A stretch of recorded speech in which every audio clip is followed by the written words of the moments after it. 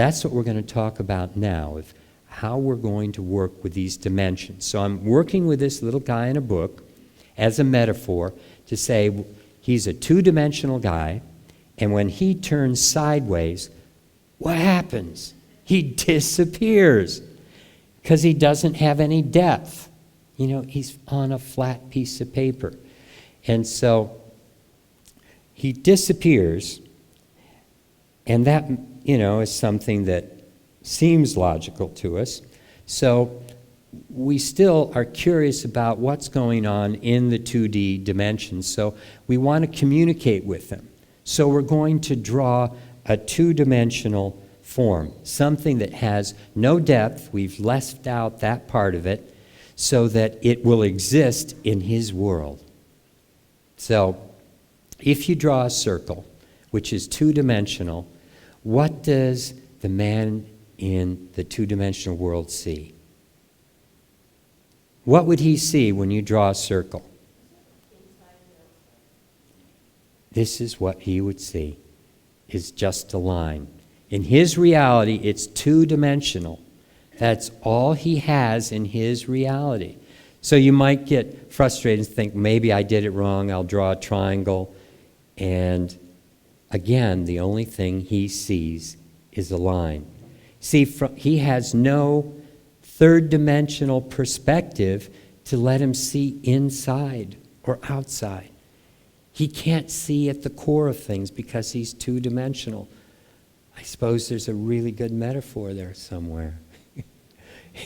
And again, you know, the only things he sees in his reality. So there's a very powerful learning from this. You see, even though this is all two-dimensional, the only way we can understand it, or anyone can understand it, is if they move to a higher dimensional perspective. So from the third dimension, we can look back down into the second dimension and see more of what's going on than someone in that dimension. And so it is in what we're inhabiting right now.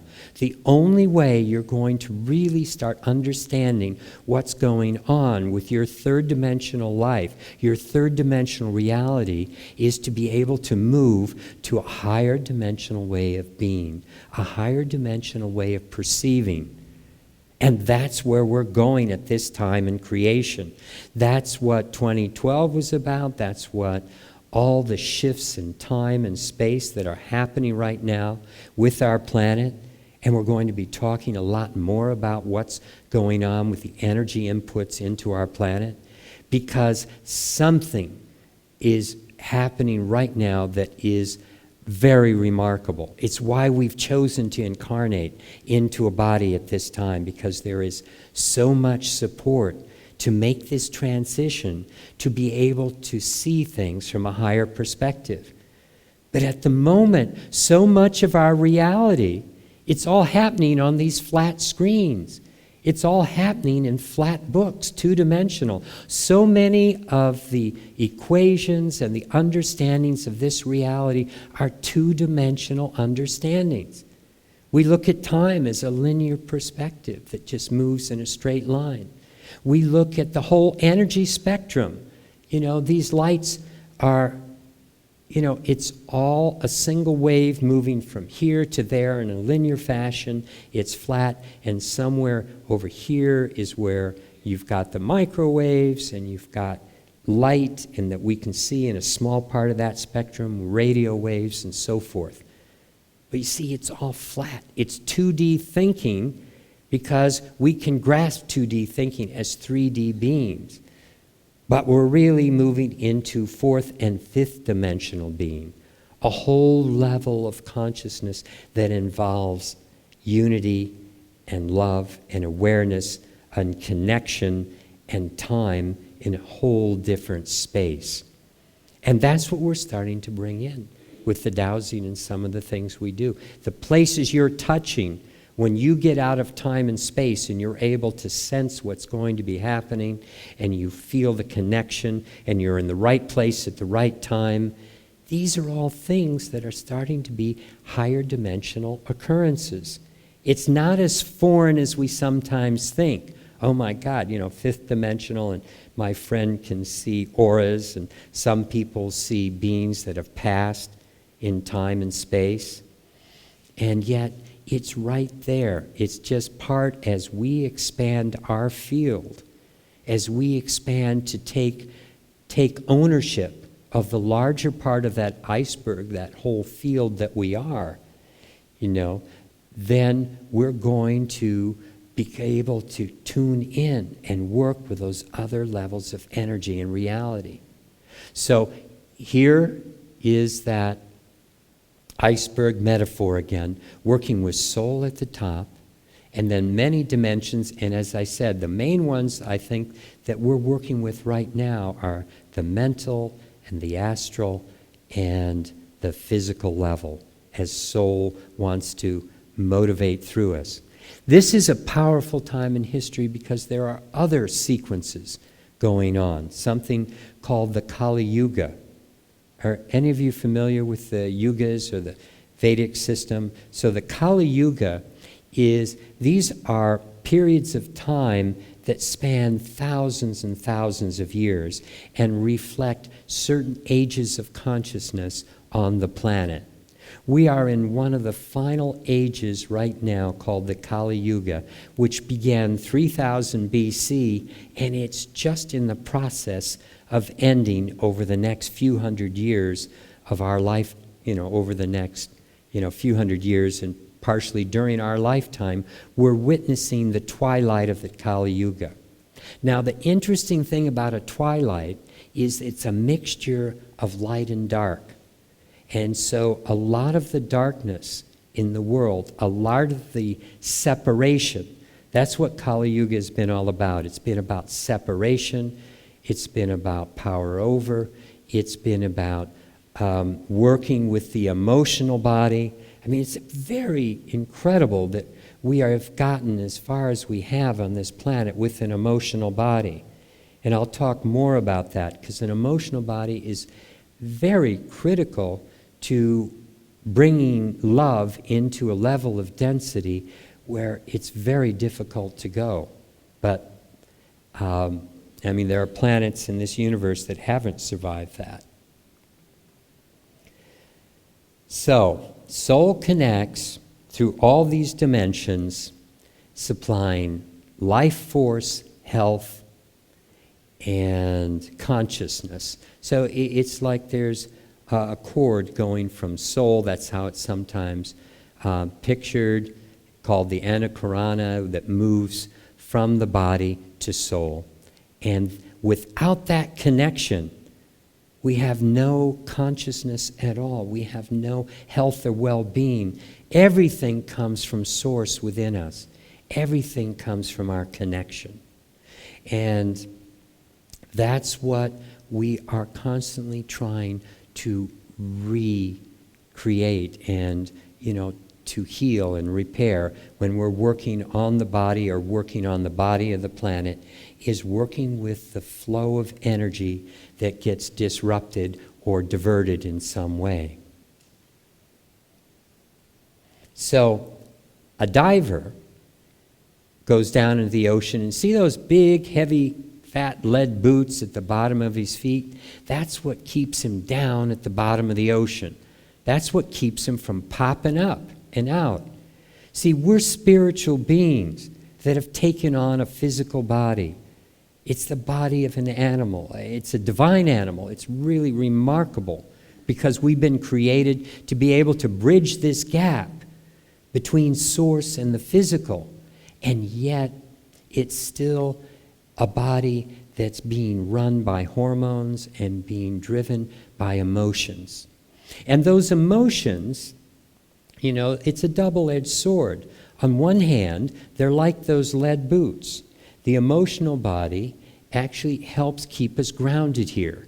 It takes us to a level of density that we couldn't get to without that emotional body.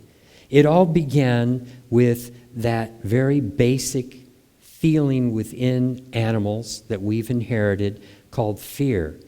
And that's the fight or flight syndrome. So that when a saber-toothed tiger came up over the hill, we were able to get out of there.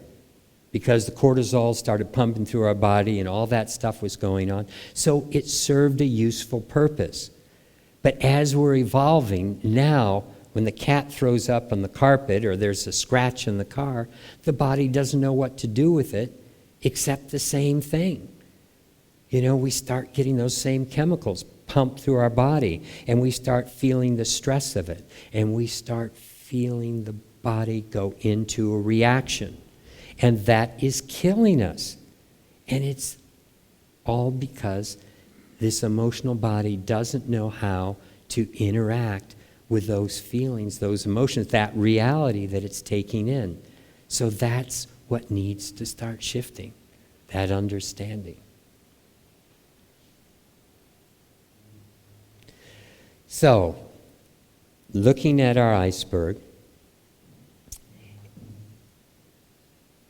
it's important to understand that all actions are initiated on higher dimensional levels.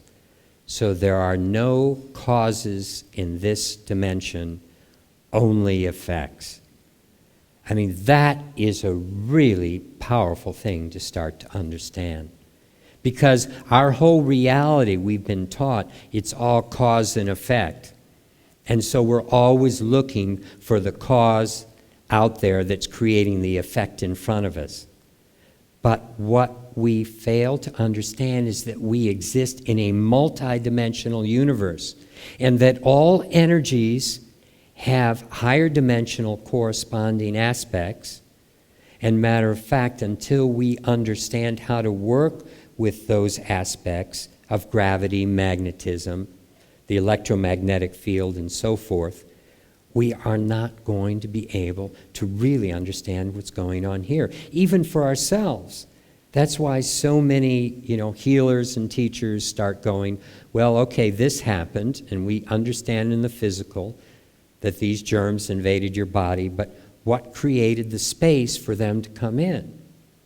What happened on that higher energetic level? Emotionally, mentally, psychologically, psychically, spiritually?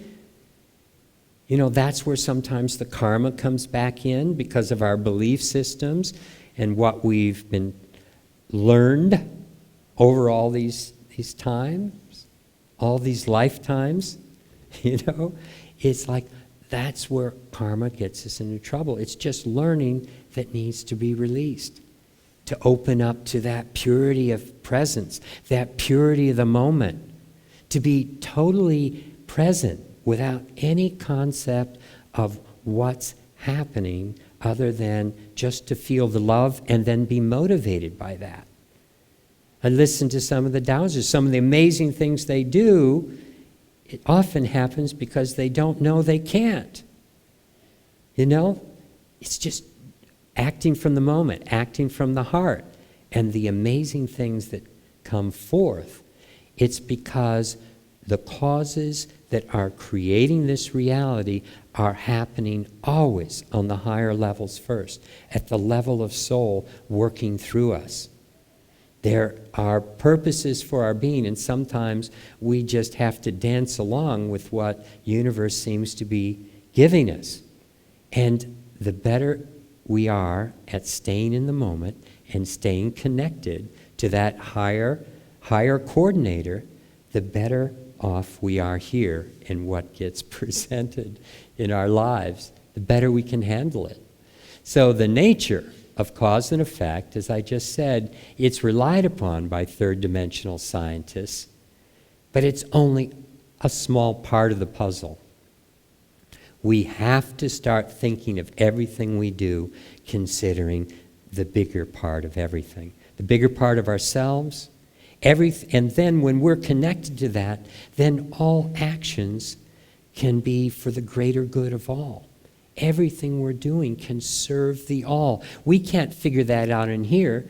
This is only a computer that's operated through the heart, through connecting to higher self. And when we're in that flow, when we're in that connection and trusting, then your action, no matter what it appears like on the outside, can be something that serves so many individuals. You see, there was this poem I had behind my desk in college that I really loved that said, drinking a bowl of green tea, I stopped the war. And it could be the war within yourself, but it could literally be the war that's out there in the world. And so what that really said to me was, it all begins right here inside me. And every action that I am capable of performing with clarity, with coherence, with connection, so that Spirit works through me, through that heart space, into this world. And it may be drinking a bowl of tea, it may be making a bowl of soup, it may be doing a dance, it may be touching another person, it may be admiring flowers in someone's garden, and your energy of admiration and that love that's so completely there goes past the flowers into the house, to the mother that's cooking the food and the husband that eats that food and the children that go out and play with other kids. The ripple effects of reality are tremendous when there's coherence at the core. And that's what we're looking for, to be in that space of presence, to be in that space of coherence. And it's what made great souls like Christ and Buddha and Krishna, Muhammad, these souls that you'd put them on a balance beam and they would balance out millions of souls on the other side because of their presence, because of their coherence. And this is our opportunity as a human being to understand that that's possible and we can be in that space. I feel so much heart space with a group of people that call themselves dowsers because they understand that dowsing comes from the heart. And that's what's changing things. So, here's our diagram with soul floating up there at the top of all the dimensions and moving down the lifeline to the human being at the very bottom. That's what supplies us, as I said, all of our life force, all of our health. And yet there are things like the electromagnetic spectrum that puts a kink in that lifeline. So many of the technologies that exist today are anti the spiritual growth we're now looking for, that literal growth into fifth dimensional possibility. So the electromagnetic spectrum, all the lights, these pieces of equipment, they bring in white noise. Stress disconnects us from spirit, disconnects us from our heart space, keeps us from knowing the truth of a situation if we're too stressed. Negative emotions. Every time you get into that fight or flight syndrome, that fear, all the different emotions that come from this body all come from just one emotion, that fear emotion. I'm talking about the sadness, the guilt, the anger. All of those disconnect us, keep us from operating at an optimal level. When you have love come into your body, joy, happiness, that's not something that emotes from your body. You feel it in your body, but really what's happening is it's your higher self coming through that's saying you're on the right track. Do more of this. You know, when you're laughing, when you're full of joy, when you're around people that really spark that love inside you, it's your higher self saying, go for it. That's real. That's what you're supposed to be doing. Because the opposite of that shuts it down. That we have the power to hold off the universe with our anger, with our sadness, with our guilt.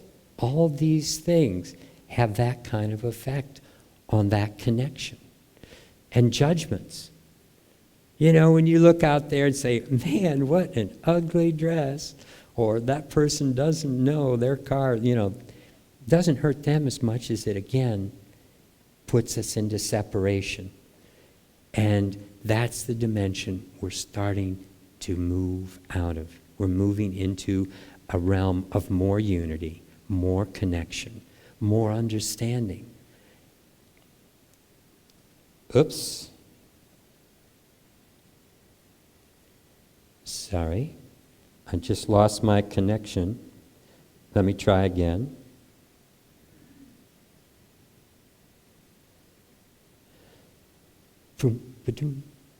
Judgments. Okay, so what was I figuring out there? You know, sometimes it's really fun to see the feedback you get on things, what happens, you know. I always look at sometimes when I have a thought, sometimes I'll be hiking and a bush will prick me or something, and I go, oh, I have to revisit that thought. I mean, I take the universe as speaking to me all the time because it constantly is. And if I can't figure it out, fine. There's a lot of other conversation to go on. I just let it go. But otherwise, you know, judgments, I lost my phone. So now, this is the final thing here in the physical that we're working with constantly, that is part of the technologies that supposedly are helping us, that are improving life, but working with all the toxins that come from the pesticides, from the technology, you know, the lights that are created from coal, the cars that are working with fossil fuels. These things are killing us. They kill us because they separate us from source. You see, every single disease, every single difficulty we have here in this dimension comes from one thing. It comes from disconnecting or denying the connection to source. When you break that flow, then issues happen.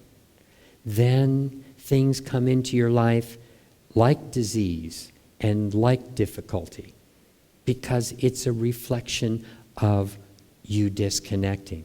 So staying connected is paramount to staying healthy, wealthy, and wise.